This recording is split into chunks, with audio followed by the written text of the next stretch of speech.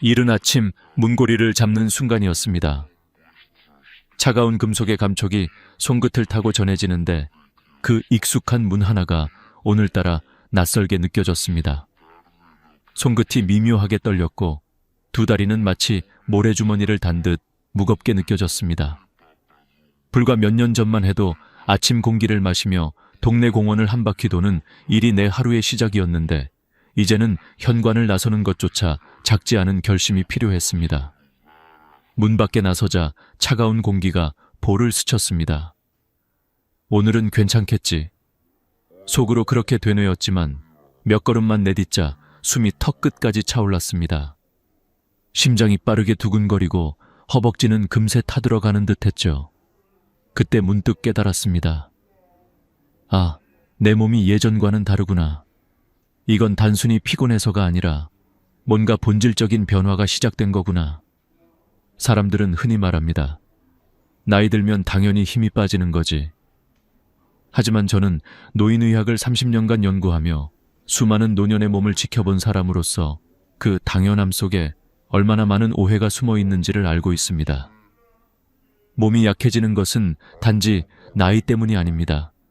준비하지 못했기 때문입니다. 저는 그 사실을 제 어머니에게서 배웠습니다. 언젠가 어머니는 계단 앞에서 발걸음을 멈추셨습니다. 한 계단을 오르기 전 손잡이를 꼭 움켜쥔 채 한참을 서 계셨죠. 그때 어머니의 눈빛에는 피곤함이 아닌 두려움이 있었습니다. 혹시 이제 혼자 못 걷게 되는 건 아닐까? 그 한숨 속에는 자유를 잃을지도 모른다는 막연한 불안이 담겨 있었습니다. 그날 밤 저는 잠을 이루지 못했습니다.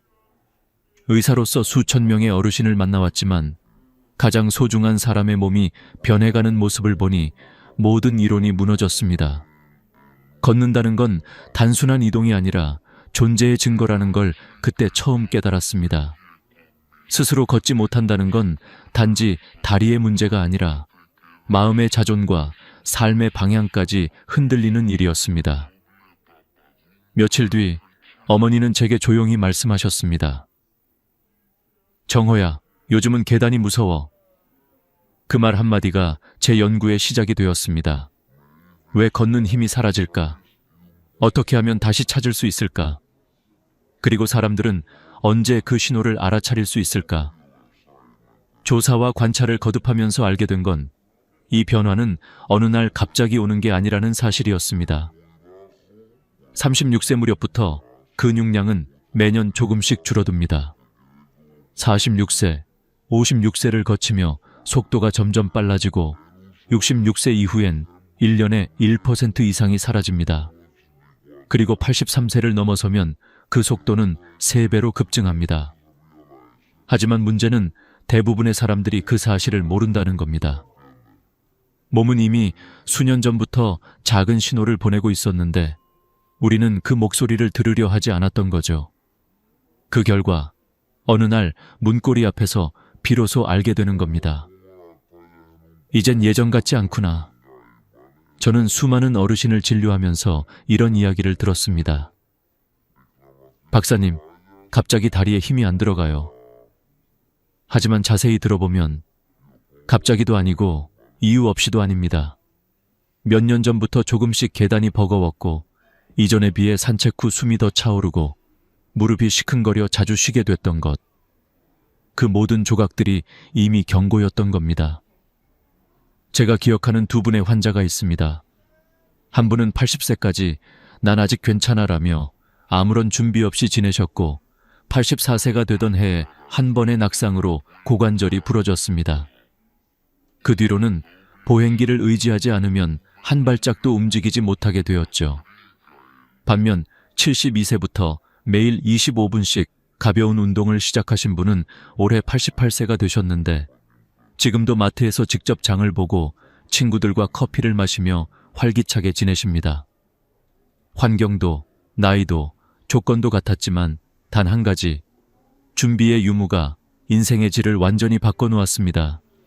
어머니를 떠올릴 때마다 저는 마음속으로 되뇌입니다. 몸은 배신하지 않는다. 다만 관리하지 않으면 떠날 뿐이다. 우리의 다리는 단순한 근육이 아닙니다. 삶을 지탱하는 기둥이고 자유로 향하는 길입니다.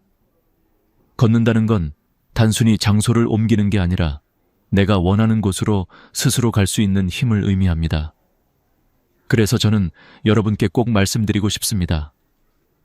지금 다리에 조금이라도 힘이 빠졌다고 느끼신다면 그건 늦은 게 아닙니다. 시작할 때입니다. 오늘부터라도 단 10분이라도 몸을 깨워보세요. 내일의 자유는 오늘의 한 걸음에서 시작됩니다. 이제 우리는 다음 단계로 나아가야 합니다. 걷는 힘이란 무엇이며 왜 그것이 인간의 존엄과 연결되는지 그 본질을 함께 살펴보겠습니다. 걷지 못한다는 건 단순히 다리에 문제가 생겼다는 뜻이 아닙니다. 그건 자유를 잃는다는 의미입니다. 스스로의 힘으로 문 밖을 나설 수 없다는 건 인생의 절반이 사라지는 일과 같습니다. 저는 그 사실을 어머니의 눈빛에서 처음 보았습니다. 몇 해 전 겨울이었습니다. 눈이 소복이 쌓인 날, 어머니는 늘 하시던 대로 장을 보러 가려 했습니다. 하지만 현관 앞에서 한참을 서 계셨죠. 춥네 하며 웃으셨지만 그 표정엔 미묘한 떨림이 있었습니다.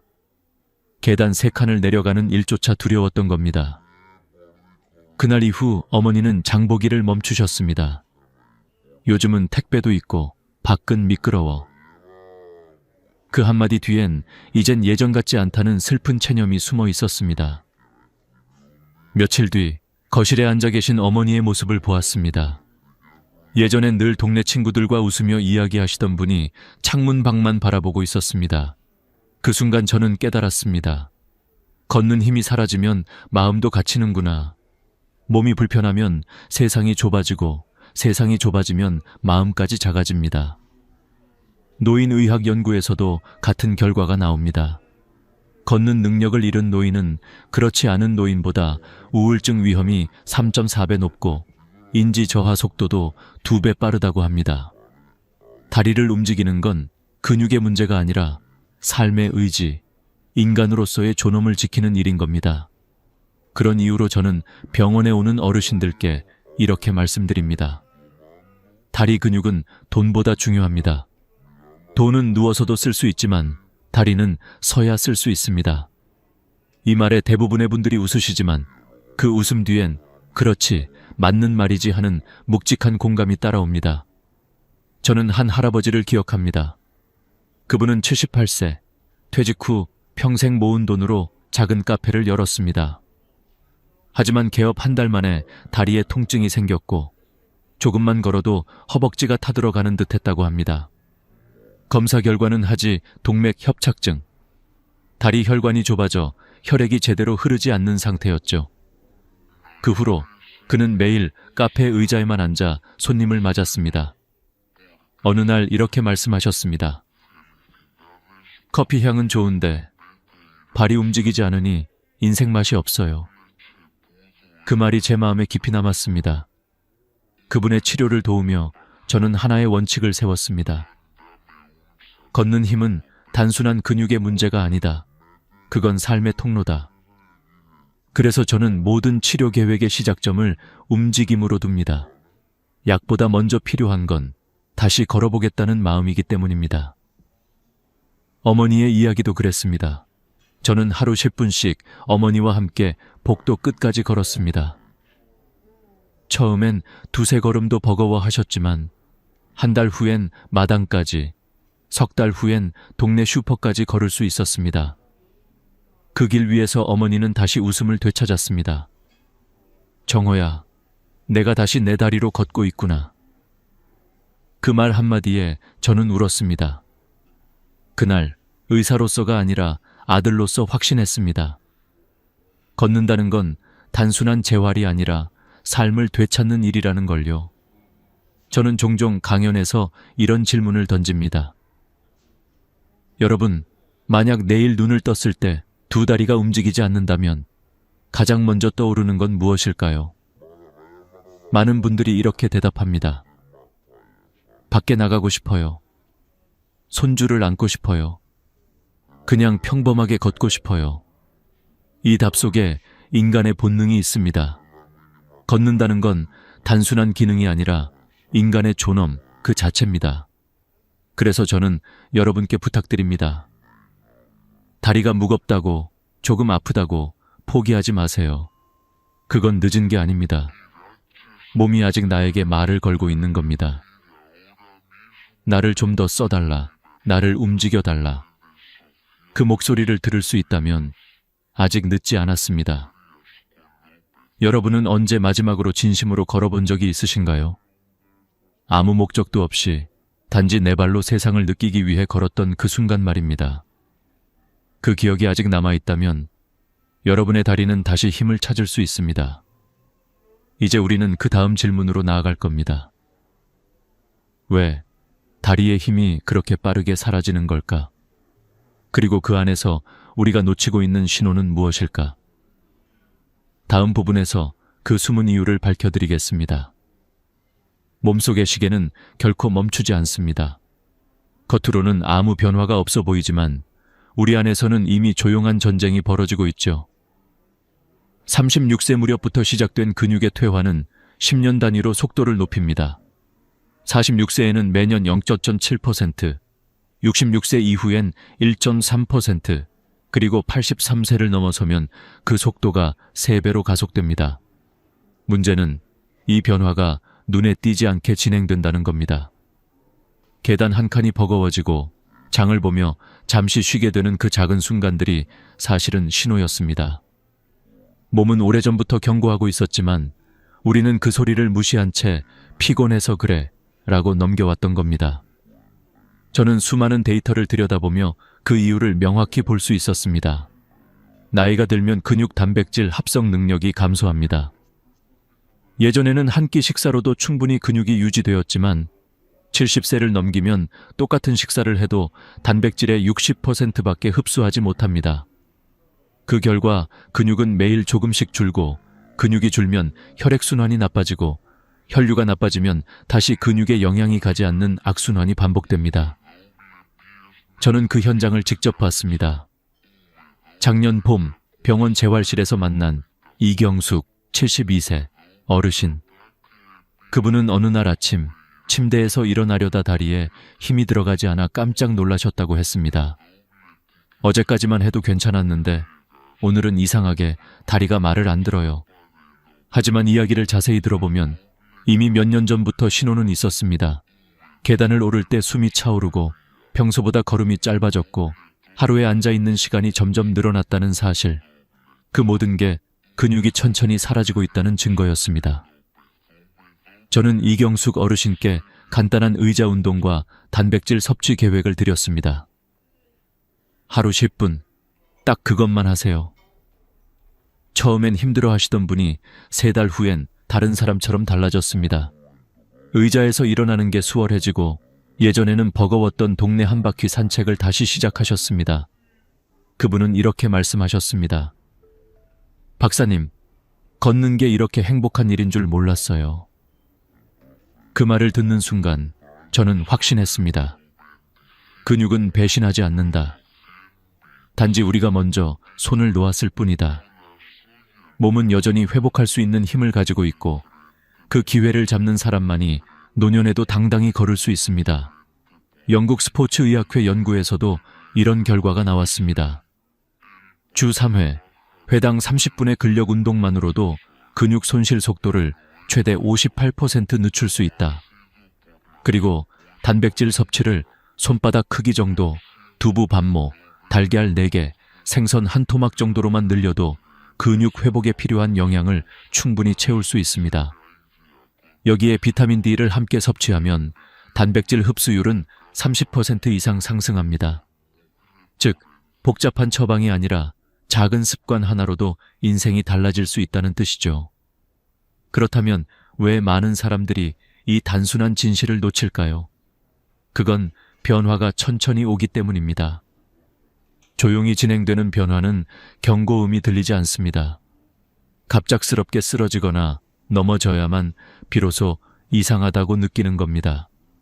하지만 이미 그때는 근육의 40%가 사라진 뒤입니다. 그 순간부터는 단순한 운동이 아니라 회복 훈련이 되어버립니다. 저는 이런 말을 자주 합니다. 몸은 기억하고 시간은 누적된다. 30분의 산책을 건너뛴 하루가 쌓이면 1년 뒤엔 한 계단을 오르는 게 힘들어지고 3년 뒤엔 마트 한 바퀴가 버거워집니다. 그런데 반대로 말하면 오늘 10분만 움직여도 1년 뒤 당신의 몸은 완전히 달라질 수 있습니다. 시간은 잔인하지만 동시에 공평합니다. 준비한 사람만이 그 시간을 이깁니다. 저는 한 할머니의 말을 잊지 못합니다. 내 몸은 이제 낡은 기계 같아요. 그때 저는 웃으며 대답했습니다. 그 기계는 고칠 수 있습니다. 단 멈추지만 않으시면 됩니다. 그렇습니다. 우리의 몸은 오래된 시계와 같습니다. 멈춰 있으면 녹이 슬지만 매일 조금씩 돌리면 여전히 정확히 움직입니다. 지금 이 순간에도 당신의 다리는 여전히 반응할 준비가 되어 있습니다. 그저 기다리고 있을 뿐입니다. 움직이겠다는 결심, 단 그 한 걸음만 내딛는다면 말이죠. 이제 다음 단계로 가보겠습니다.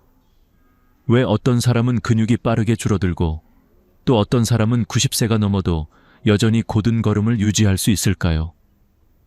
그 차이를 만드는 것은 단 하나, 몸속에서 보내는 경고를 얼마나 일찍 알아차리느냐입니다. 다음 이야기에서는 근육, 혈관, 관절이 보내는 그 신호를 하나씩 해석해 드리겠습니다. 나이가 들면 피곤한 게 당연하다고들 말합니다. 하지만 제가 만난 수많은 어르신들의 몸은 그 당연함 속에 무언의 경고를 품고 있었습니다. 그건 단순한 피로가 아니라 몸이 보내는 구조 신호였습니다. 그 신호를 듣지 못하면 어느 날 갑자기 다리가 말을 듣지 않게 되고 혼자 일어나는 것조차 어려워집니다. 첫 번째 신호는 근육의 침묵입니다. 허벅지 앞쪽과 엉덩이 근육은 우리 몸의 기둥입니다. 하지만 이 근육이 조금만 약해져도 의자에서 일어날 때 으악 하는 신음이 새어나오죠. 그건 단순한 불편함이 아닙니다. 이미 몸속에서는 근육 섬유가 줄어들고 남은 근육은 지방으로 대체되고 있는 상태입니다. 즉, 다리의 탄력이 사라지고 있는 겁니다. 프랑스 파리의 한 요양병원에서는 평균 93세 노인을 대상으로 9개월간 근력 훈련을 진행했습니다. 결과는 놀라웠습니다. 단순히 의자에서 앉았다 일어나는 훈련만으로도 보행 속도가 71% 개선, 균형 감각은 38% 향상되었습니다. 이건 단지 운동이 좋다는 말이 아닙니다. 근육은 나이를 탓하지 않는다는 사실을 보여주는 증거였습니다. 둘째 신호는 혈액의 정체입니다. 심장은 여전히 힘차게 뛰지만 다리로 가는 혈류는 점점 느려집니다. 혈관의 탄성이 떨어지고 혈류가 원활하지 않으면 산소와 영양이 근육으로 전달되지 못해 다리는 점점 무거워집니다. 서울대병원 노인내과 연구에서는 83세 이상 노인의 26%가 하지동맥 협착증을 앓고 있다는 결과가 나왔습니다. 이 질환은 걷다 보면 종아리가 타는 듯 아프다가 잠시 쉬면 통증이 사라지는 특징이 있습니다. 많은 어르신들이 내 다리가 쇠부티 같다고 표현하는 이유가 바로 여기에 있습니다. 저는 한 할아버지를 기억합니다. 그분은 약국까지 걸어가는데 15분이 걸렸지만 5번은 멈춰서야 했습니다. 종아리가 불에 댄 듯이 아파서였죠. 하지만 의자에 앉아 3분만 쉬면 통증이 사라졌습니다. 이상하죠? 검사해보니 하지동맥이 좁아져 혈액이 통과하지 못하고 있었던 겁니다. 약물 치료와 가벼운 걷기, 조격, 쯔유유를 병행한 결과 3개월 뒤 그분은 약국까지 한 번도 멈추지 않고 걸을 수 있었습니다. 그는 웃으며 이렇게 말했습니다. 이젠 다리가 아니라 날개가 생긴 것 같아요. 셋째 신호는 관절의 균열입니다. 무릎이 뚝뚝 소리를 내며 굳어가기 시작하는 건 관절의 마모가 시작되었다는 뜻입니다. 국립보건연구원에 따르면 68세 이상 노인의 46%가 무릎 관절염을 겪고 있습니다. 특히 여성은 남성보다 2배 더 많죠. 무릎이 붓거나 열이 나는 건 연골이 닳아 뼈가 직접 맞닿고 있다는 신호입니다. 한번 손상된 연골은 재생이 어렵지만 무릎 주변 근육을 강화하면 통증은 줄고 기능은 회복됩니다. 이때 중요한 건 무조건 쉬는 게 아니라 움직이는 휴식입니다. 예를 들어 의자에 앉아 다리를 쭉 펴기 운동, 혹은 벽을 짚고 한 발로 서기 같은 간단한 동작도 큰 도움이 됩니다. 일본 도쿄대학의 연구에 따르면 88세 이상 노인들이 15주간 균형 훈련을 했을 때 보행 속도는 23% 향상, 넘어짐 위험은 38% 감소했습니다. 무릎을 보호하는 힘은 결국 근육의 방패에서 나오는 겁니다. 넷째 신호는 신경의 둔화입니다. 예전에는 자연스럽게 발을 들던 순간, 이제는 문턱에 걸려 넘어지는 자신을 발견하게 됩니다. 그건 단순한 실수가 아니라 뇌에서 다리로 전달되는 신호가 느려졌다는 뜻입니다. 신경세포는 나이가 들수록 전도 속도가 느려지고 균형을 잡는 반사신경도 둔해집니다. 결국 작은 요철에도 중심을 잃고 넘어짐, 공포, 활동 감소, 근육 약화, 다시 넘어짐, 이 악순환이 반복됩니다. 저는 이 순환을 끊기 위해 한 어르신과 3초 균형 훈련을 시작했습니다. 벽을 짚고 한 발로 3초 서는 연습이었죠. 처음엔 단 2초도 버티지 못했지만 한 달 뒤엔 15초, 석 달 뒤엔 30초를 넘겼습니다. 그분은 말씀하셨습니다. 내 몸이 다시 나를 믿기 시작했어요. 그 한마디가 제게 평생의 교훈이 되었습니다. 결국 다리의 힘을 잃는 건 노화가 아니라 방치의 결과입니다. 몸은 포기하지 않습니다. 우리가 먼저 포기할 뿐이죠.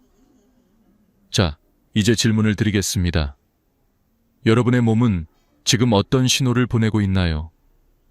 계단을 오를 때 혹은 일어설 때 느껴지는 그 미묘한 무게감이 사실은 몸이 건네는 경고일 수도 있습니다.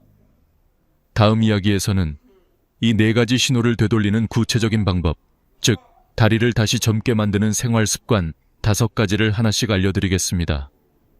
의학적 근거와 함께 실제로 효과가 입증된 실천법들입니다.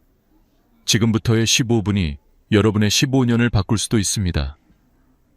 이제 우리는 몸이 보내는 신호를 알았습니다.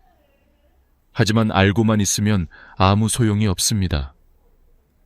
몸은 행동에 반응할 때만 변합니다. 그래서 지금부터는 실제 삶 속에서 다리를 다시 젊게 만드는 5가지 실천법을 하나씩 구체적으로 알려드리겠습니다.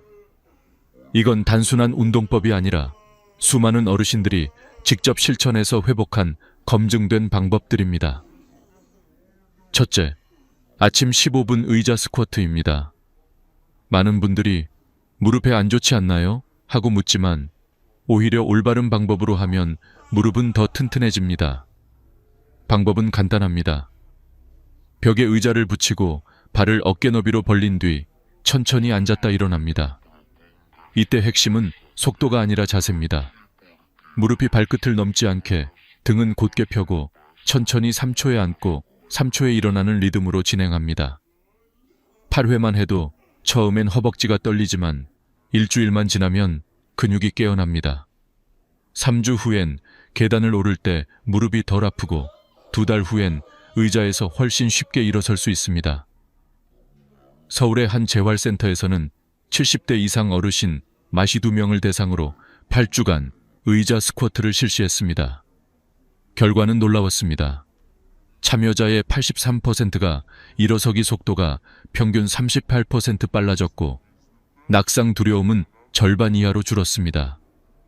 이 단순한 동작 하나가 삶을 바꾼 겁니다. 매일 아침 15분, 그 시간이 당신의 내일을 지탱합니다. 둘째, 6초 걸음 연습입니다. 빠르게 걷는 게 건강에 좋다는 건 젊은 사람에게 해당하는 이야기입니다. 노년기에 걷기는 속도보다 안정감이 중요합니다. 발을 내디딜 때 속으로 하나, 둘, 셋, 넷, 다섯, 여섯을 세며 천천히 걷는 겁니다. 이 단순한 훈련이 놀라운 변화를 가져옵니다. 호주의 시드니 대학 연구에서 86세 이상 노인들이 11주간 6초 걸음을 연습한 결과 보행 안정성은 35% 향상되고 넘어짐 사고가 49% 감소했습니다. 이 방법은 신경 반응 속도를 회복시키고 작은 문턱이나 돌부리에 걸려 넘어지는 위험을 현저히 줄여줍니다. 처음엔 벽이나 난간을 잡고 연습하세요. 중요한 건 빨리 걷기가 아니라 발을 정확히 들기입니다. 그게 넘어짐을 예방하고 균형을 회복시키는 첫걸음입니다. 셋째, 아침 단백질 식사입니다. 많은 어르신들이 입맛이 없어서 아침을 거른다고 하시지만 근육은 바로 그 아침에 만들어집니다. 밤새 단백질이 소모된 뒤 회복이 필요한 시간이 바로 아침이기 때문입니다. 그래서 아침에 단백질을 충분히 섭취하는 것이 중요합니다. 삶은 계란 4개, 두부 반모 혹은 참치 1캔 정도면 충분합니다. 그리고 우유나 요거트로 비타민 D를 함께 보충하면 단백질 흡수율이 30% 이상 높아집니다. 캐나다 토론토 대학 연구에 따르면 아침에 단백질을 충분히 섭취한 노인 그룹은 5년 후 하지 근력이 21% 더 유지되었습니다. 반대로 저단백 식습관을 유지한 그룹은 같은 기간 동안 근력 손실이 2배로 빨랐습니다. 특히 65세 이상에서는 체중 1kg당 1.2개 단백질이 필요합니다. 즉, 60kg 어르신이라면 하루 약 72g 정도. 이 중 30%는 반드시 아침에 섭취해야 합니다. 근육은 아침의 식사로 하루를 버팁니다. 넷째, 저녁 조격 습관입니다. 하루 종일 다리는 중력의 영향을 받아 혈액이 아래로 몰립니다. 이때 40도의 따뜻한 물에 25분간 발을 담그는 조격은 혈관을 확장시켜 혈류를 원활하게 합니다. 여기에 굵은 소금 1숟가락을 넣으면 염분의 삼투작용으로 부종이 완화되고 다리의 피로가 훨씬 줄어듭니다. 단, 당뇨가 있는 분들은 반드시 가족과 함께 조심히 진행해야 합니다. 감각이 둔해져 화상을 입을 수 있기 때문이죠. 저는 어머니와 함께 매일 밤 조격을 했습니다. 처음엔 단순히 피로를 푸는 시간이라 생각했지만 한 달 뒤 어머니는 이렇게 말씀하셨습니다. 다리가 따뜻해지니까 마음도 따뜻해진다. 그 말이 너무 인상 깊었습니다. 몸의 온기가 마음의 온기를 되찾게 하는 순간이었죠. 다섯째, 수분 섭취 습관입니다. 화장실 가기 귀찮아서 물을 적게 마신다는 어르신들이 정말 많습니다. 하지만 수분이 부족하면 혈액이 끈적해지고 그 결과 혈액순환이 나빠지며 다리가 쉽게 붓습니다. 하루 최소 1.5리터의 수분이 필요합니다. 한 번에 많이 마시기보다 1시간마다 3, 4모금씩 자주 마시는 것이 좋습니다. 아침에 일어나자마자 미지근한 물 한 컵을 마시면 밤새 정체된 혈액이 다시 순환을 시작합니다. 중요한 점은 커피나 녹차 같은 카페인 음료는 수분으로 계산되지 않는다는 것입니다. 그건 오히려 탈수를 유발하죠. 따뜻한 물, 보리차 혹은 미지근한 생수가 가장 이상적입니다. 이 5가지 습관은 단순해 보이지만 실제 임상 결과 수백 명의 노인 환자들의 다리 건강을 바꾼 방법입니다. 의자 스쿼트 15회, 6초 걸음, 단백질 아침, 따뜻한 조격, 꾸준한 수분. 이 5가지만 지켜도 83세 이후 낙상 위험은 62% 감소, 근력 저하는 40% 늦춰진다는 통계가 있습니다. 여러분은 오늘 이 5가지 중 몇 가지를 실천하고 계신가요? 만약 단 한 가지라도 실천하고 있다면 당신은 이미 젊은 다리로 가는 길 위에 서 있습니다. 이제 마지막 이야기에서는 이 습관들이 실제로 인생을 어떻게 바꾸는지를 보여드리겠습니다. 그리고 우리가 잊고 있던 걷는 힘의 의미, 그 철학적이면서도 인간적인 진실에 대해 함께 생각해 보겠습니다. 이제 우리는 알고 있습니다. 다리를 지키는 일은 단순히 몸을 관리하는 것이 아니라 삶의 자유와 존엄을 지키는 일이라는 것을요. 하지만 아직 끝나지 않았습니다. 지금부터 이야기할 내용은 단순한 건강법이 아니라 그동안 수천 명의 어르신들이 직접 증명한 걸을 수 있다는 것의 기적에 관한 이야기입니다. 스웨덴의 한 장수 연구가 있습니다. 83세 이상 노인을 10년간 추적 조사한 결과 보행 능력을 유지한 노인은 그렇지 못한 노인보다 평균 9년을 더 살았다고 합니다. 놀랍죠? 걷는 힘 하나가 수명을 9년 늘렸다는 겁니다. 하지만 그보다 더 중요한 건 삶의 질이었습니다. 스스로 마트를 가고 버스를 타고 친구를 만나러 나갈 수 있는 사람들은 그렇지 않은 사람들보다 우울증 위험이 70% 낮고 기억력 유지율이 2배 높았다는 결과가 나왔습니다. 걷는 힘은 단순한 생존의 문제가 아닙니다. 그건 살아가는 방식 그 자체입니다. 네 발로 시장을 걸어가고 손주의 손을 잡고 공원을 거니는 일.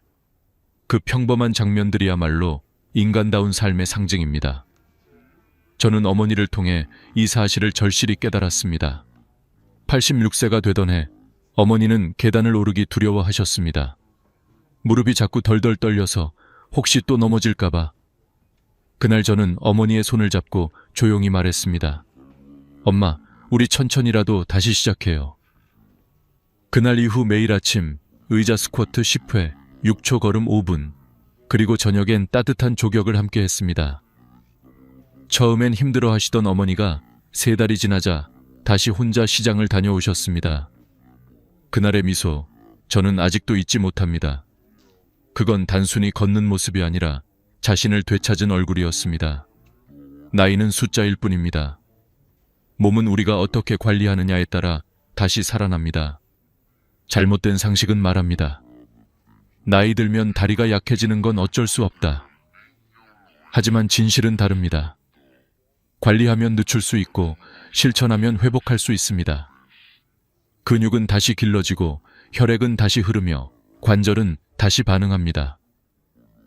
83세 이후에도 관리하지 않으면 보행장애는 급격히 늘어나고 낙상 위험은 3배로 증가하며 자립성은 눈에 띄게 떨어집니다.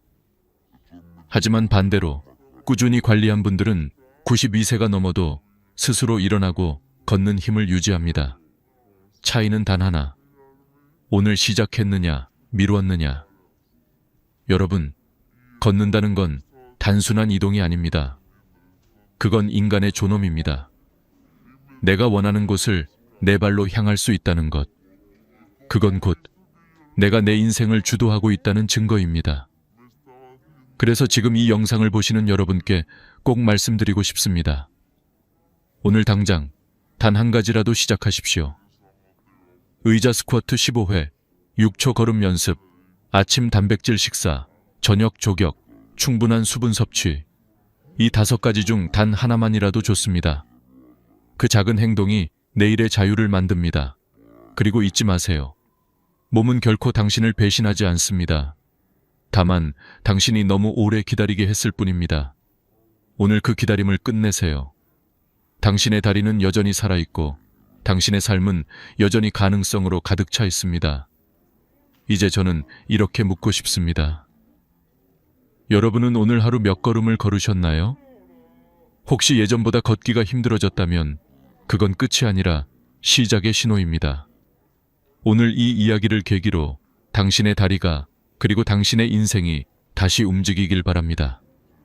다음 영상에서는 무릎 관절을 지키는 구체적인 운동법과 통증 완화 방법을 자세히 알려드리겠습니다. 특히 계단 오르내리기가 힘든 분들을 위한 실제 따라하기 쉬운 근육 회복 루틴을 준비했습니다. 오늘 끝까지 시청해주신 여러분께 진심으로 감사드립니다. 이 영상이 여러분의 삶에 작은 힘이 되었다면 주변의 소중한 분들께 공유해주세요. 그리고 구독과 좋아요로 함께 해주시면 앞으로도 건강과 희망을 나누는 이야기로 보답드리겠습니다. 오늘도 여러분의 다리가 가볍고 마음이 따뜻하길 바랍니다. 저는 언제나 여러분 편에서 함께하겠습니다. 건강한 하루 보내세요. 감사합니다. 통장 잔액 때문에 기초연금이 끊긴다니 그게 말이 돼요? 나는 지금도 그날의 전화 한 통을 잊을 수 없다. 복지관 상담실에서 한 어르신의 떨리는 목소리가 들려왔다. 윤 선생, 나 이번 달에 연금이 안 들어왔어요. 통장에 잠깐 돈 좀 들어왔을 뿐인데요. 그 말이 내 가슴을 꽉 조였다. 수십만 원씩 꼬박꼬박 들어오던 그 돈은 어르신께 매달의 희망이었다. 그런데 그 희망이 통장 숫자 몇 개 때문에 사라진 것이다. 사람들은 말한다. 기초연금은 65세 넘으면 누구나 받는 거 아니에요? 하지만 현실은 다르다. 통장에 돈이 일정 금액을 넘는 순간 그 누구나에서 조용히 빠져나오게 된다. 모르면 잃는다. 알면 지킬 수 있다. 그 차이 하나가 노후의 평안을 가른다. 2025년 기준 기초연금의 최대 지급액은 월 3세사GE 고 10원. 작년보다 7,700원이 올랐다. 이 돈이 크다고 느껴지지 않을 수도 있다. 하지만 계산기를 두드려보면 이야기가 달라진다. 매달 34만 원, 1년이면 410만 원, 10년이면 4,100만 원이다. 은퇴자에게는 이게 생명줄이다. 그런데 이 돈이 소득인정액이라는 계산 방식 하나로 순식간에 사라질 수 있다. 많은 분들이 나는 소득이 없으니 당연히 받겠지 라고 생각한다. 하지만 정부는 그렇게 단순하게 계산하지 않는다. 소득이 없어도 재산이 많으면 당신은 여유 있으니 연금은 필요 없다고 판단한다. 냉정하지만 제도의 현실이다. 예를 들어보자. 통장에 1억 원이 들어있다면 2천만 원은 기본 공제로 빼주지만 나머지 8천만 원은 소득으로 환산된다. 연 4%를 적용해 12개월로 나누면 매달 약 26만 6천 원이 소득으로 계산된다. 즉, 실제로 돈을 벌지 않아도 소득이 있는 사람이 되어버리는 것이다. 그렇다면 도대체 누가 받을 수 있을까? 2025년 기준으로 단독 가구는 월 228만 원 이하, 부부 가구는 364만 8천 원 이하여야 한다. 이 기준을 1만 원만 초과해도 탈락이다. 그래서 많은 분들이 억울함을 호소한다. 그 돈 잠깐 맡아둔 건데요. 쓰지도 않았어요. 하지만 제도는 냉정하다. 자녀가 잠깐 넣어준 돈이든 보험금이든 예금이든 일단 있다고 잡히면 끝이다. 나는 상담 현장에서 그런 분들을 수도 없이 만났다. 작년에 만난 68세 최명학 어르신은 전세 보증금 1억 2천만 원에 소득은 전혀 없었다. 그분은 나는 아무 일도 안 하고 집도 내 명의가 아닌데 왜 못 받느냐며 울먹였다. 하지만 전세금도 재산으로 본다. 정부는 지역별 기본 재산액 대도시 1억 3,500만 원, 중소도시 8,500만 원, 농어촌 7,000지 50만 원을 빼고 남은 금액에 연 4%를 곱해 월소득으로 계산한다. 그 차이로 어르신은 탈락했다. 나는 집도 없는데 라고 하시던 그 말이 오래 남았다. 이건 억울함의 문제가 아니다. 제도의 언어를 모르면 제도의 문턱에서 미끄러진다. 그래서 오늘 나는 이 영상을 통해 반드시 전하고 싶다. 지금부터라도 늦지 않았다. 기초연금은 단순히 돈이 아니라 삶의 여유를 되찾는 권리다. 그 권리를 지키기 위해선 제도의 구조를 이해해야 한다. 가장 먼저 알아야 할 건 기초연금은 소득만으로 판단하지 않는다는 사실이다. 정부는 소득 플러스 재산을 합쳐 소득 인정액, 소득 환산 기준을 계산한다. 예금, 보험금, 자동차, 전세보증금, 심지어 가족이 잠깐 넣은 돈까지도 이 계산에 포함된다. 즉, 재산이 많으면 소득이 없어도 탈락이고 재산이 적어도 일정 소득이 있으면 역시 탈락이다. 그런데 여기서 중요한 변화가 하나 더 있다. 2025년부터 근로소득 공제액이 112만 원으로 인상됐다. 예를 들어 월급이 300만 원인 경우 112만 원을 먼저 빼고 남은 188만 원의 30%를 추가로 공제한다. 결국 실제 소득으로 잡히는 금액은 131만 6천 원이다. 즉, 예전보다 더 많은 사람이 기준 안으로 들어올 수 있게 된 것이다. 나는 이 제도가 공정하다고 믿지 않는다.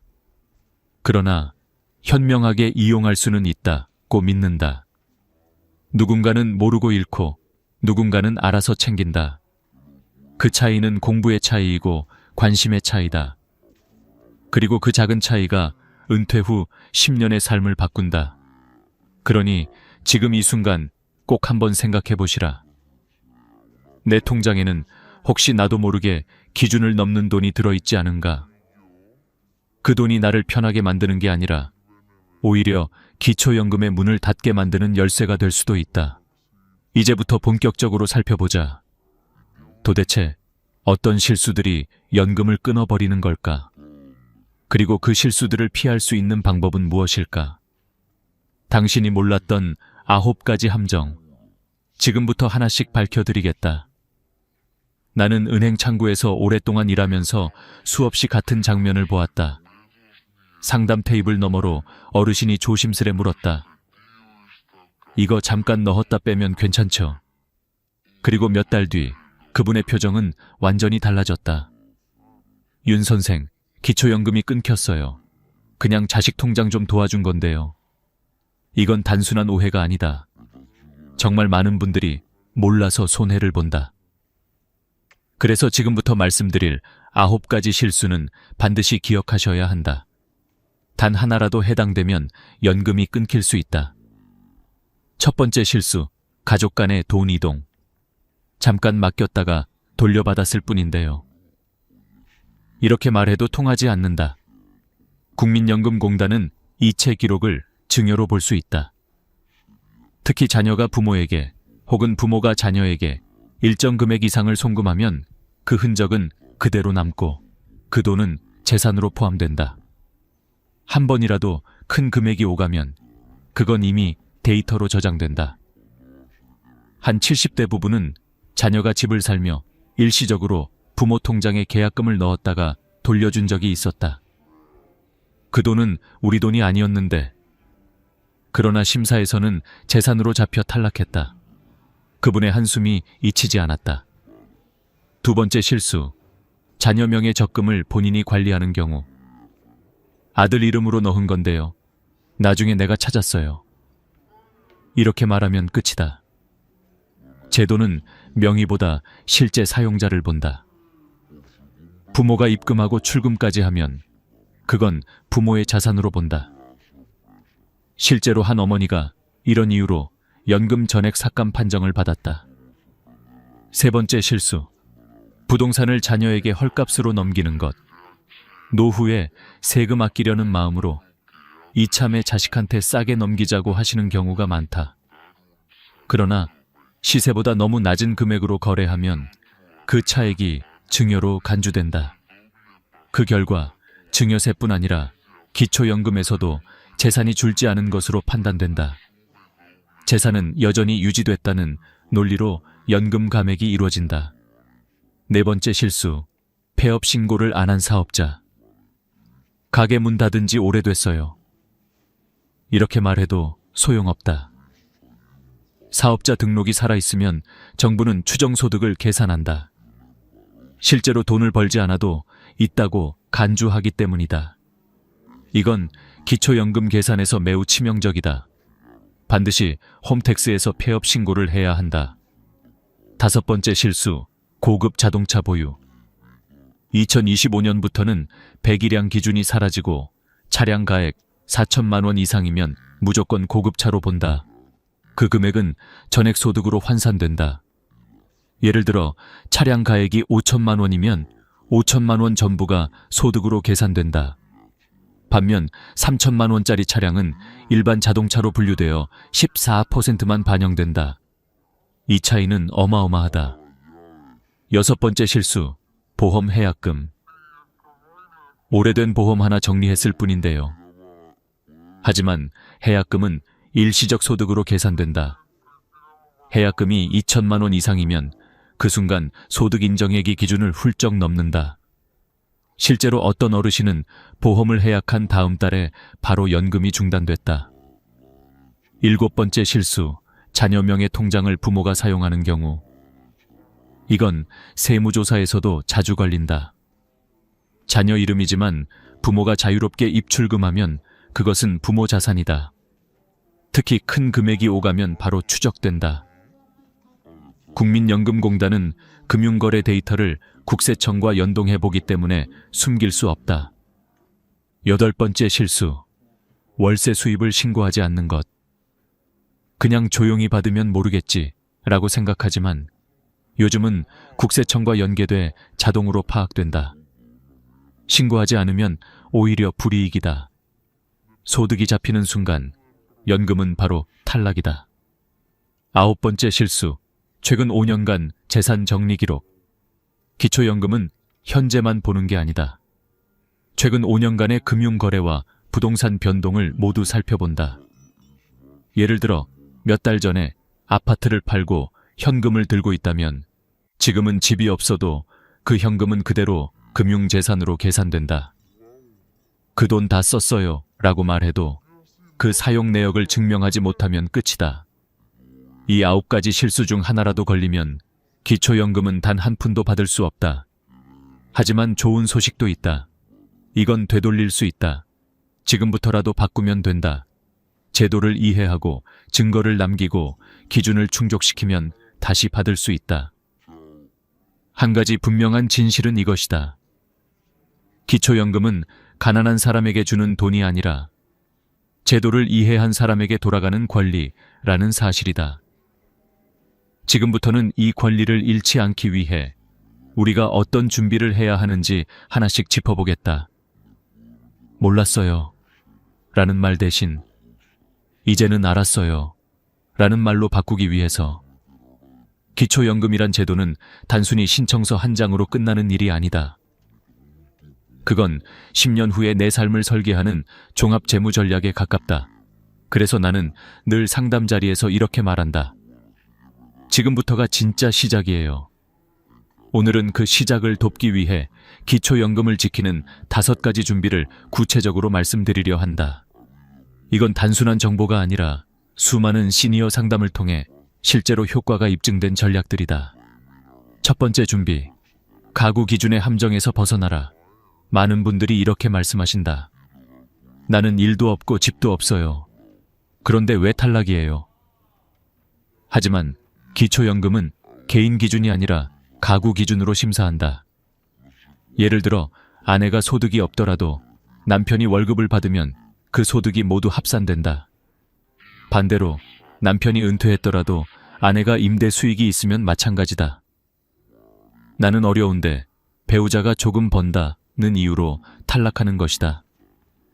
이 구조를 이해해야 억울함이 줄어든다. 기초연금은 내가 어려운가를 묻는 제도가 아니라 가구 전체가 어려운가를 묻는 제도다. 따라서 부부 합산 기준으로 확인하는 것이 가장 중요하다. 두 번째 준비. 금융재산은 5년 전부터 천천히 정리하라.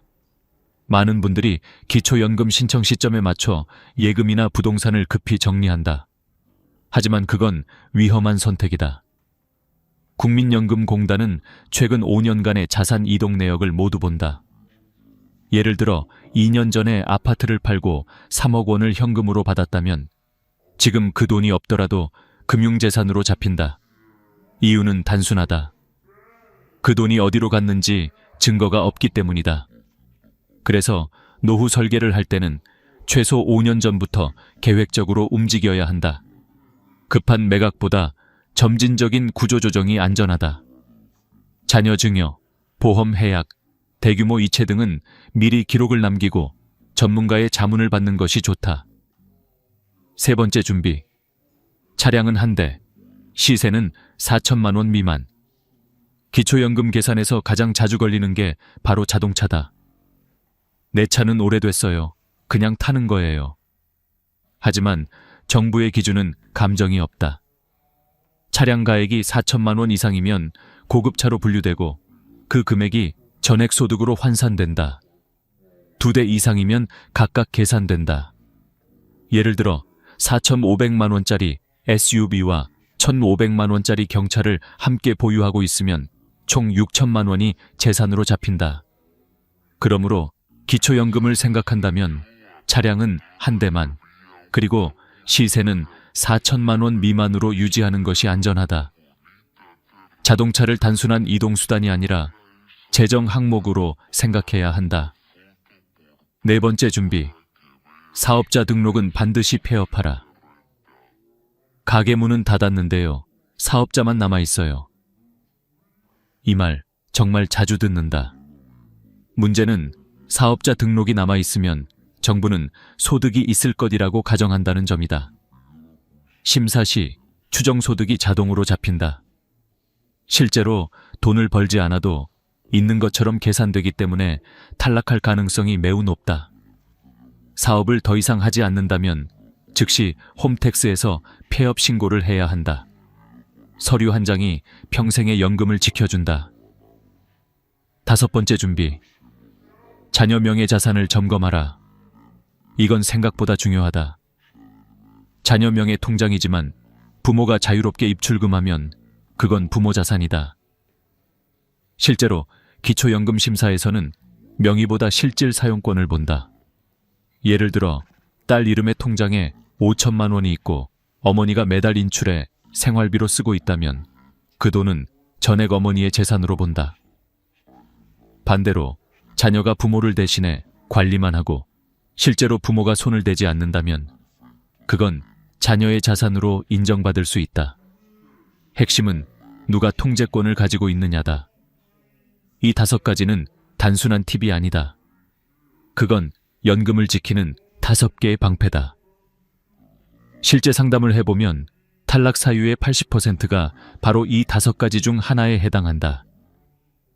그러니 지금 이 영상을 보고 계신다면 휴대폰 메모장이라도 열어 이렇게 적어두시라. 가구 기준 확인, 금융 5년 관리, 차량 4천 이하, 사업자 폐업, 자녀 통장 점검. 이 5줄이 여러분의 노후를 지킬 것이다. 그리고 지금부터는 더 구체적인 실행 방법으로 들어가 보자. 그래서 실제로 뭘 해야 하나요? 바로 그 답을 다음 부분에서 단계별로 알려드리겠다. 실제 현장에서 가장 많이 받는 질문은 이것이다. 그럼 구체적으로 지금 은행이나 주민센터 가서 무엇을 해야 하나요? 이제부터는 추상적인 조언이 아니라 바로 실행할 수 있는 실전 단계를 말씀드리겠다. 이건 제가 수백 명의 시니어 상담을 하며 직접 정리한 방법이다. 첫째, 예금은 반드시 쪼개서 관리하라. 대부분 어르신들은 이렇게 하신다. 그냥 한 통장에 다 넣어두면 편하잖아. 하지만 그 편함이 가장 위험하다. 왜냐하면 기초연금 심사에서는 통장 잔액이 그대로 재산으로 계산되기 때문이다. 예를 들어 통장 하나에 1억 원이 들어있다면 2천만 원 기본 공제를 빼고 남은 8천만 원이 소득으로 환산된다. 8천만 원 액그 4%, 12개월, 일gel리 월 26만 6천 원의 소득이 생긴 것으로 계산된다. 그렇게 되면 연금 기준을 넘기 쉽다. 하지만 이 돈을 목적별로 나눠 관리하면 이야기가 달라진다. 생활비 통장, 공과금 통장, 자녀 지원 통장 등으로 구분해 관리하면 단순한 저축이 아니라 생활자금으로 인정받을 가능성이 높아진다. 단 주의해야 할 점이 있다. 단순히 통장을 여러 개 만든다고 되는 게 아니다. 입출금 내역이 생활비로 쓰였다는 흔적이 남아야 한다. 실제로 관리비, 자동이체나 병원비 결제, 식비 결제가 잡혀 있어야 한다는 뜻이다. 이런 기록들이 제도적 증거로 작용한다. 둘째, 보험은 무조건 해약하지 말고 전문가에게 먼저 물어라. 보험 해약하면 당장 돈이 생기니까 생활비로 쓰면 되잖아요. 이 말이 탈락의 시작이다. 보험 해약금은 일시적 소득으로 간주되기 때문이다. 예를 들어 15년 유지한 보험을 해약해 2,500만 원을 받았다면 그달부터 소득 인정액이 급등해 연금이 끊긴다. 반면 보장성 보험은 영향을 거의 주지 않는다. 그러므로 보장성인지 저축성인지 반드시 확인해야 한다. 만약 환급금이 크다면 당장 해약하지 말고 보장 항목만 줄이거나 전문가 상담을 거쳐야 한다. 지금 돈이 급하다는 이유로 서둘렀다가는 10년치 연금을 잃을 수 있다. 셋째, 전세는 월세로 일부 전환하라. 이건 많은 분들이 놓치는 핵심이다. 전세 보증금은 내 돈이 아닌데도 재산으로 계산된다. 예를 들어 전세금이 1억 6천만 원이면 정부는 이 돈의 4%를 소득으로 계산해 매달 약 53만 원을 번 것처럼 간주한다. 그래서 소득 인정액이 초과되는 것이다. 그럴 땐 일부를 월세로 전환하라.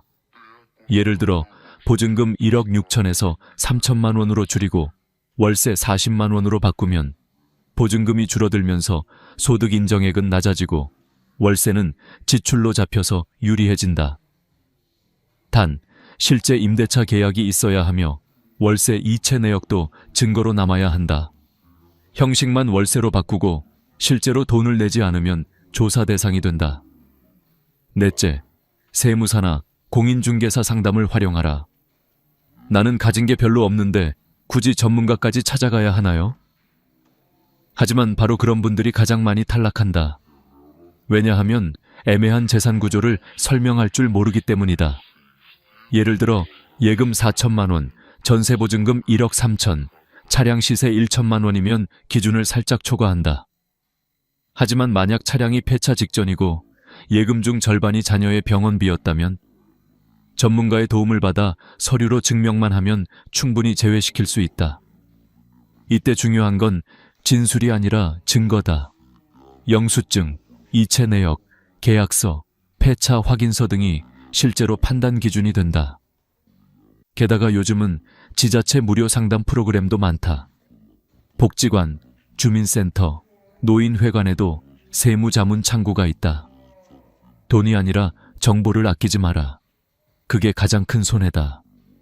다섯째, 신청은 반드시 내가 직접 해야 한다. 놀랍게도 많은 분들이 이렇게 말씀하신다. 될 것 같아서 기다리고 있었어요. 하지만 기초연금은 자동 지급이 아니다. 신청하지 않으면 100% 탈락이다. 심지어 서류 하나 빠졌다고 탈락하는 경우도 많다. 예를 들어 건강보험료 납부 내역서가 누락되거나 오래된 CMA 계좌를 제출하지 않아도 은닉재산으로 판단된다. 그래서 신청 전 반드시 4가지를 확인해야 한다. 1. 기초생활수급자 및 돌봄 서비스 중복 여부. 2. 건강보험료 납부 금액. 3. 모든 금융계좌 내역. 4. 배우자 소득 및 재산 합산 여부. 이 4가지가 완벽히 준비돼야 심사에서 안전하다. 기초연금은 기다린다고 생기지 않는다. 움직이는 사람에게만 주어진다. 그리고 그 움직임은 거창할 필요가 없다. 주민센터 한 번, 방문, 서류 몇 장 제출, 그리고 내 이름으로 신청서에 사인 한 번. 그게 노후의 안정으로 이어진다. 이쯤에서 여러분에게 묻고 싶다. 혹시 지금 내가 받을 수 있는 연금을 놓치고 있지 않은가? 그렇다면 지금이 바로 움직일 때다. 다음 부분에서는 실제로 신청 과정에서 가장 많이 하는 실수와 신청 후에 연금을 꾸준히 유지하는 방법을 단계별로 알려드리겠다. 기초연금 신청은 단순히 한 번으로 끝나지 않는다. 많은 분들이 이제 신청했으니 됐겠지 하고 안심하지만 그게 바로 2번째 실수의 시작이다. 신청 이후에도 꾸준히 관리하지 않으면 연금이 중단되거나 금액이 줄어드는 경우가 적지 않다. 이제부터 말씀드릴 내용은 실제 신청 후에 연금을 오래 안전하게 유지하기 위한 관리 전략이다. 첫째, 5년간의 금융 흐름을 투명하게 남겨라. 기초연금은 단 한 번의 심사로 끝나지 않는다. 정기적으로 재심사가 이루어진다. 특히 재산 변동, 보험 해약, 부동산 거래 등이 있으면 즉시 확인된다. 그래서 통장 거래 내역, 계좌 간 이체 기록, 현금 인출 내역 등을 깔끔하게 정리해 두는 게 좋다. 예를 들어 자녀가 생활비를 보냈다면 생활비 메모를 남기고 병원비로 인출했다면 영수증을 함께 보관하라. 이런 세세한 기록들이 재심사 때 이건 단순한 소비였다 는 증거로 작용한다. 한 72세 어르신은 3년 전 자녀가 결혼할 때 도와주기 위해 2천만 원을 송금했다가 그것이 증여로 오해받아 연금이 중단된 적이 있다. 하지만 나중에 결혼식 계약서와 이체 내역을 제출하자 다시 회복됐다. 기록은 곧 방패다. 둘째, 자동차는 상태가 바뀌면 바로 신고하라. 자동차를 폐차했거나 팔았다면 그 즉시 구청이나 국민연금공단에 변경 신고를 해야 한다. 이유는 단순하다. 연금심사는 될 2년 전 데이터를 기준으로 하는 경우가 많다. 이미 팔았는데도 시스템에선 보유 중으로 잡혀 있으면 탈락한다. 자동차는 단순한 이동수단이 아니라 연금 계산의 변수다. 그러니 변화가 생기면 바로 신고하는 습관을 들이자. 셋째, 가족 간 금전 거래는 반드시 증거를 남겨라. 아들한테 돈 빌려줬는데요. 나중에 돌려받았어요. 이 말이 아무리 진심이라도 증거가 없으면 증여로 본다. 그래서 돈을 빌려줄 때는 간단히라도 차용증을 작성해야 한다. 차용증에는 금액, 날짜, 상환 계획을 적고 서로 서명하면 된다. 그게 없다면 무상 이전으로 판단되어 기초연금이 끊길 수 있다. 한 68세 부부는 딸 결혼자금 5천만 원을 빌려줬다가 차용증이 없어 연금이 중단되었다. 하지만 뒤늦게 증빙을 제출한 후 복구되었다. 제도는 감정이 아닌 서류로 움직인다. 넷째, 보험을 새로 가입할 때도 신중하라. 의외로 많은 분들이 연금 수령 중에도 새로운 보험 상품을 가입한다. 문제는 일부 저축성 보험이 추가 재산으로 간주되어 재심사 시 불이익이 생긴다는 것이다. 특히 만기 환급형 상품은 예금성 자산으로 분류되므로 피해야 한다. 반면 의료실비, 암보험, 장기요양보험 등 순수 보장성 보험은 문제없다. 요약하자면 만기 환급금이 있다면 조심하라. 새로운 보험을 가입할 때는 반드시 담당 공무원이나 금융 전문가에게 이게 소득 인정액에 포함되나요? 라고 확인하라. 그 한마디가 10년치 연금을 지킨다. 다섯째, 연금과 다른 복지제도를 함께 설계하라. 기초연금 하나로는 부족하다. 실제로 많은 분들이 이렇게 말씀하신다. 매달 34만 원 들어오는데 약값 내고 나면 남는 게 없어요. 그래서 정부는 기초연금 외에도 다양한 노후 복지제도를 운영하고 있다. 대표적으로 주택연금, 농지연금, 노인일자리, 기초생활수급자 제도가 있다. 주택연금은 집을 팔지 않고도 매달 생활비를 받는 제도다. 농지연금은 논밭을 담보로 연금을 받을 수 있는 제도다. 노인 일자리는 건강한 분들이 사회활동을 하면서 월 2,7레이셀 30만 원의 활동비를 받는 프로그램이다. 이 활동비는 소득으로 계산되지 않는다. 기초생활수급자 제도는 의료비, 주거비, 생계비를 지원한다. 이 네 가지는 기초연금과 병행이 가능하다. 단, 신청은 별도로 해야 한다. 즉, 연금은 받는 돈을 늘리는 게 아니라 복지의 퍼즐을 완성하는 일이다. 여섯째, 반드시 재심사 통지서를 챙겨라.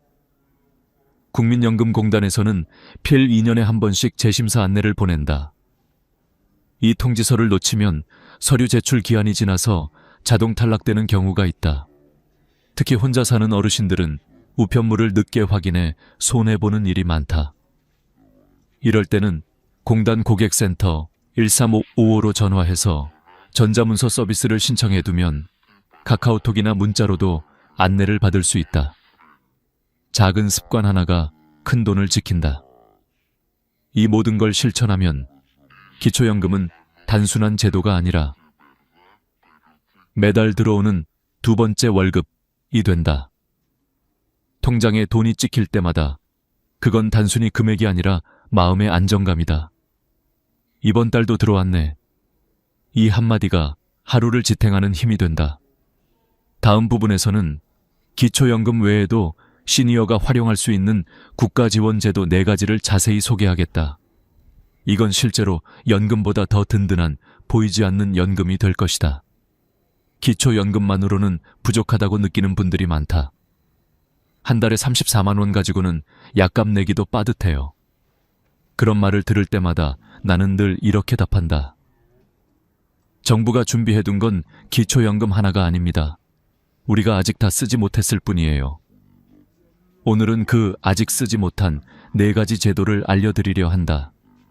이건 단순히 돈을 더 받는 방법이 아니라 노후를 안정적으로 완성하는 퍼즐의 마지막 조각들이다.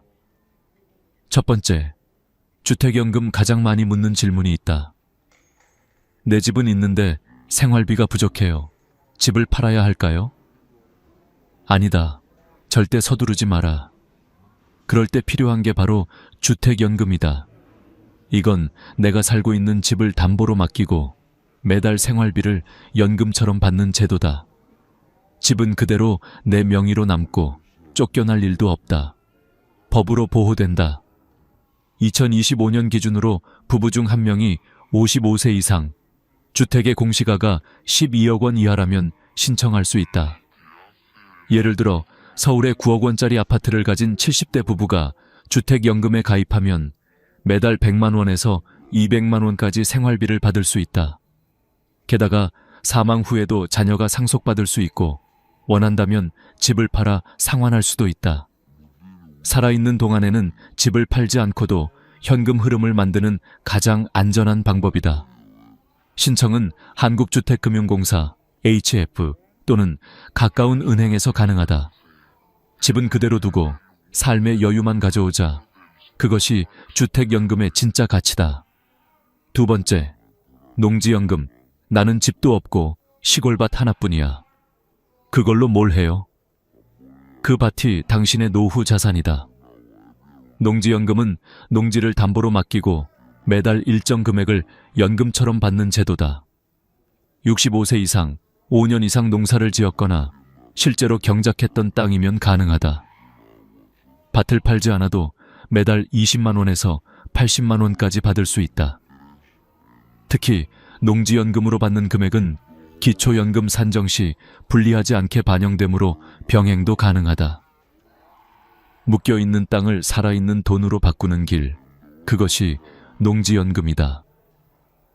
세 번째, 노인 일자리 지원 사업. 몸은 아직 괜찮은데 나이 많다고 안 뽑아요. 그런 분들을 위해 정부가 만든 제도가 있다. 바로 노인 일자리 사업. 이건 단순히 돈을 벌기 위한 일이 아니다. 사회와 연결되는 통로다. 예를 들어 초등학교 앞에서 아이들을 안전하게 돕는 등하교 도우미, 복지관이나 공원에서 환경 정리, 취약계층 어르신을 찾아가는 돌봄 서비스 등. 하루 2~3시간, 주 3회만 일하면 한 달 약 27만에 30만 원을 받을 수 있다. 놀라운 건 이 돈이 기초연금 소득으로 계산되지 않는다는 점이다. 즉, 기초연금도 받고 활동비도 받을 수 있다. 몸도 움직이고 마음도 외롭지 않고 지갑도 든든해지는 일석삼조의 기회다. 신청은 매년 11월, 12월 사이 복지로 사이트나 주민센터에서 가능하다. 나는 아직 사회의 일원이다. 이 확신이 노후를 지탱한다. 네 번째, 기초생활수급자 제도. 많은 분들이 이렇게 말한다. 나는 자식도 있고 집도 있으니까 그건 나랑 상관없어요. 하지만 기초생활수급자 제도는 단순히 가난한 사람만을 위한 게 아니다. 실제로는 일정 조건을 충족하면 충분히 신청할 수 있다. 의료비, 주거비, 생계비를 지원받을 수 있고 병원비가 거의 무료에 가깝다. 수술비, 약값까지 지원된다. 주거급여로 월세 20만 원 가까이 보조받을 수도 있다. 생계급여는 현금으로 매달 50만 원 이상이 들어온다. 게다가 자녀가 따로 살고 있고 경제적으로 도움을 주지 않는다면 부양 의무자 기준이 완화되어 선정될 가능성이 높다. 무조건 안 될 거라 생각하지 말고 혹시나가 다행히로 바뀔 수 있는 기회로 보자. 이 4가지는 모두 기초연금과 함께 설계할 수 있다. 즉, 하나의 제도로 끝나는 게 아니라 서로 연결된 노후 생태계다. 이걸 제대로 아는 사람은 안정된 노후를, 모르는 사람은 불안한 노후를 맞는다. 결국 지식이 연금이다. 이제 마지막으로 오늘 이야기를 한 줄로 정리해드리겠다. 기초연금은 신청이 아니라 설계다. 지식을 쌓고 준비한 사람만이 매달 통장에 찍히는 그 한 줄의 숫자에 마음의 안정을 더할 수 있다. 여러분, 지금이 바로 그 준비의 시작이다. 오늘 영상이 마음에 와닿으셨다면 주변의 부모님, 친구, 이웃에게 공유해 주세요. 이건 당신이 꼭 알아야 할 이야기야. 그 한마디가 누군가의 노후를 지켜줄지도 모릅니다. 항상 여러분의 편에서 여러분의 노후를 응원하겠습니다. 저는 윤정이었습니다. 다음 영상에서 또 뵙겠습니다. 구독과 좋아요는 여러분의 마음을 나누는 가장 따뜻한 방법입니다.